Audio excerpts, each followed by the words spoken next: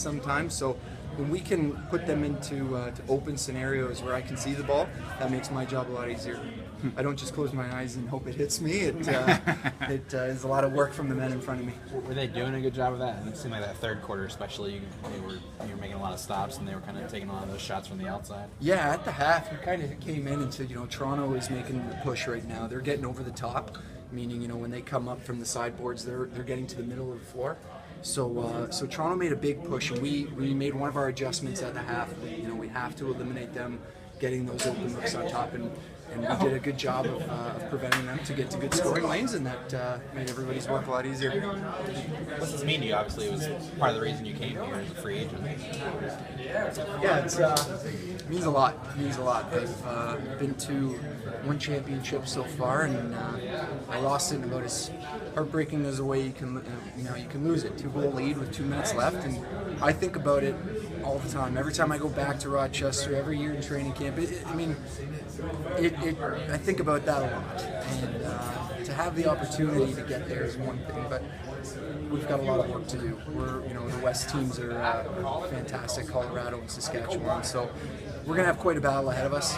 Just getting there, I think, is an accomplishment that we need to enjoy and really appreciate now that the season is winding down. But we came here for a reason. I came here for a reason, and it's to hoist the championship cup and 2 more games, and we can see what we can do. So with you guys taking on best in the best defensive team in the East Division, and then looking at Colorado, Saskatchewan, who are also known for their defense, what does this win mean to you? Just that the Swarm defense is stepping up and outplaying them? Yeah, I think as a defensive unit, we didn't get a lot of credit this year because our offense is so good, and rightly so. We had a lot of nights where we didn't deserve credit. I can count, games where we won, giving up 15 goals, 16 goals, 15 again, I think.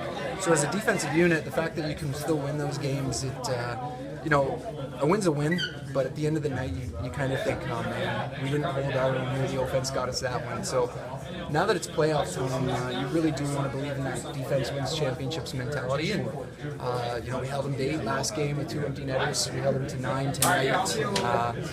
That's the type of lacrosse you have to play to win, and we couldn't be doing it. It seemed like you were really kind of in the zone in the fourth period. So we had a lot of pressure on you. It seems like you were just very, very hot. Do you like it more when you have that kind of pressure? You're able to just react and make a move?